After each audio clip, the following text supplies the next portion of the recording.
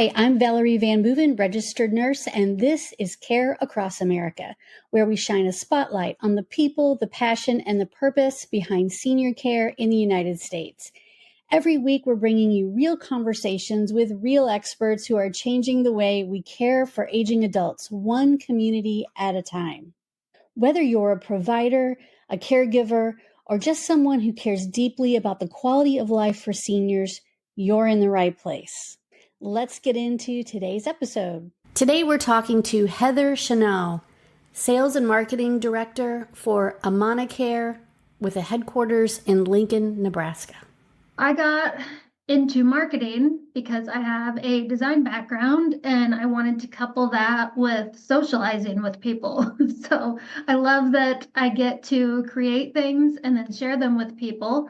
And I like to make those connections and just be able to identify with people's struggles. And that coincides with my personal experiences, which is my mom needed home care last year. And so seeing things from the other side, like not just marketing and telling people about the services, but actually needing those services for my family, it really puts me in a unique position. I feel like just having that personal side of needing care, having care, and experiencing how that really helped those last few months with my mom. Because, of course, they were very difficult, not just for her, but for me and my brother and sister too. But being able to be her daughter instead of having to be like, okay, I got to empty your catheter now, and I need to do your laundry now, and I need to change your bed sheets, and I need to make you supper. That we had somebody there that helped us with those things so that I could spend quality time with her and create those memories that I will cherish for the rest of my life. I think that when you come to the table as a home care provider, as someone who is working for AmanaCare and with your community, the fact that you understand that level of overwhelm and you know what it's like to be on the other side really helps. Not that you wish that on anyone, obviously, but the compassion that you must feel for these folks is tremendous because being a caregiver is so hard, and not being able to just sit there and enjoy watching a movie or whatever it is that you guys are doing together. I think you told me you guys watched, was it Wheel of Fortune or no? Yes. Wheel of Fortune. The little things like that are what matter so much. And so it's really nice to talk to somebody who works in this industry who also understands the other side of that. Yes. So tell us a little bit more about your role at AmanaCare. I am the sales and marketing director. I started out being the director of referral partnerships, and then some things shifted in this department.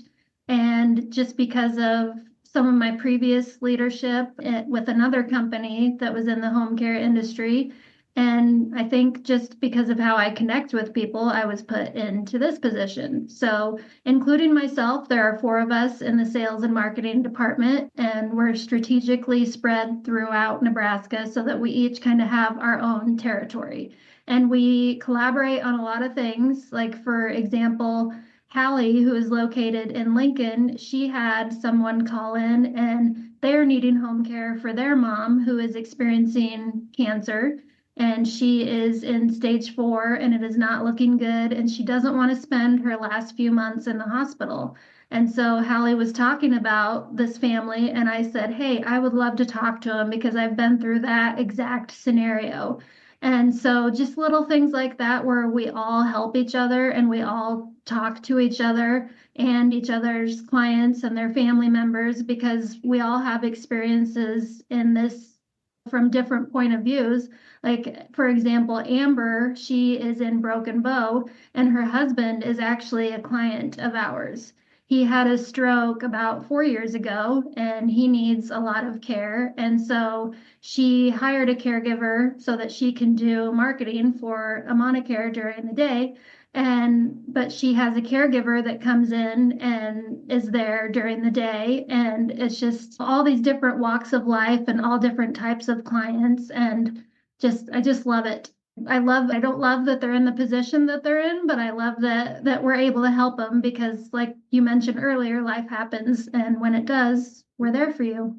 Yeah, absolutely. And one of the things that occurs to me recently is that AmanaCare has really grown quite a bit in the last several months. I know you were always located in Lincoln, but now you pretty much serve the entire state, if I'm correct about that. I know you have several sort of office locations, but you can pretty much serve anybody anywhere. Is that true? It is true. Yes, we have 5 offices, and I'm going order of Scottsbluff, North Platte, Kearney, Lincoln, and Omaha. But we do have clients as far north as Ainsworth and Valentine. And we had a lead over in Lyman. I can't remember exactly what happened there, but that's like as far west as you can go. And we've also had some in the lower part, like Imperial. And so, yeah, the whole state, we cover the whole state of Nebraska. And that is a big territory. So that's amazing. I'm so glad you guys can be anywhere. And I know that's not an easy task either. So Yeah. that's much appreciated. So let's talk about what happens when a spouse or an adult child of an aging parent calls up and their level of concern and overwhelm and stress. So what happens when they call one of the offices? What happens next? We listen to them and try to gather as much information as we can about the situation. Most of the time, we're able to help them, but in the event that we're not, because we are non-medical, so sometimes they need a little bit more than what we're able to provide. We do have power partners that we will talk to them and see if they can help them instead. And from there, we do an in-person consultation. So one of our care coordinators goes into the home and meets the client and any family members and gets a better idea of what the situation is like. Because sometimes there's things that we might notice that you didn't. And so we get that better idea of what the situation is like. And then the next step would be a meet and greet with the caregiver. And the care coordinator oversees that. So it's not just two random people meeting each other, but the care coordinator knows the caregiver and has met the client. So she or he sometimes will oversee that. And then from there, we just start the scheduling, and then we have the ongoing support because the care coordinator, she advocates for the clients. So at least once a month, if not more often, we'll check in, see if there's been any health changes, see if everything's still a good match with the caregiver. And if it's not, we make those adjustments because the client's needs and preferences, that comes first always. Sure. And as you know from doing this for a long time, as you have clients that start out, maybe they just need a little bit of care. Maybe they just need a few days a week or a few hours a day, every day, whatever the case. As time goes on, those needs might increase. Sometimes they don't, but a lot of times they do as a disease progresses, or if they have dementia, as it gets worse, they might need additional caregivers. They might need more shifts. So, yeah, reevaluating that care once a month, that's great because it does sometimes change pretty quick depending on what kind of disease process we're talking about. So tell us Exactly. about the 360 program because I know that really impresses me. I know it's on your website, but tell us how that works. Sure. For Care 360, that is more than just the person's needs and their daily activities, but we look at relationships, activities, religion, and safety.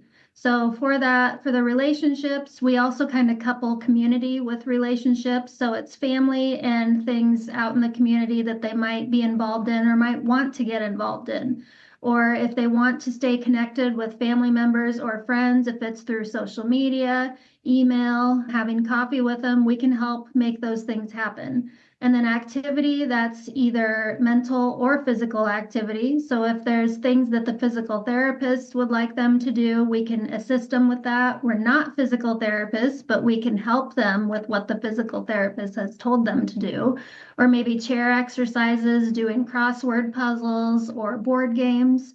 And then next, religion, if that is that they want to go to church, we can help them get there. We can bring them back. Maybe they want to visit with their pastor or priest. We can get in contact with them to make that happen. We can get them access to Bibles or Bible verses or whatever those resources look like. And then safety, we look at the home, we see if there's any barriers or issues as far as might be safety concerns. We can check the smoke alarms, we can help hook up the clients with things that they might need to make their home more safe, because there's not everything. We can't install a window or things like that, but we can help them get someone who can do it for them, and we can keep that as low cost as possible because we have a lot of resources and connections all over the state. So it sounds like 360 it helps with just about everything, but that those care coordinators and the caregivers who obviously are communicating back with the office and the care coordinator and the family, really it takes care of not just the little things about the house that you notice that you could make a little safer. That's a big deal sometimes. Just clearing a great pathway that is not, so it's not full of clutter, or being able to change out some light bulbs, just little things that might make the house a little bit safer. That's enormous, because just keeping somebody from falling, as that fall risk is super high as we get a little bit more debilitated. And boy, just cleaning up a few things to help folks around the house is such a good idea. So 360 sounds like it takes into consideration everything from the family, spirituality, and community all across the board. That's awesome. You don't hear that a lot. You hear a continuum of care and you hear a lot of things, but AmanaCare is a faith-based organization as well. It's a very big part of why you all, the founders, started AmanaCare. And I think carrying that through to be able to help your clients with that is really nice. We don't hear that a lot, and that's so refreshing. Yes, and while it's something we don't push on people, if it's something that they're not interested in, that's totally fine. We're not gonna make them do things like that. Right. It's the client's decision, but if they do want to get more spirituality and religious involvement in their lives, we are more than happy to help them do that.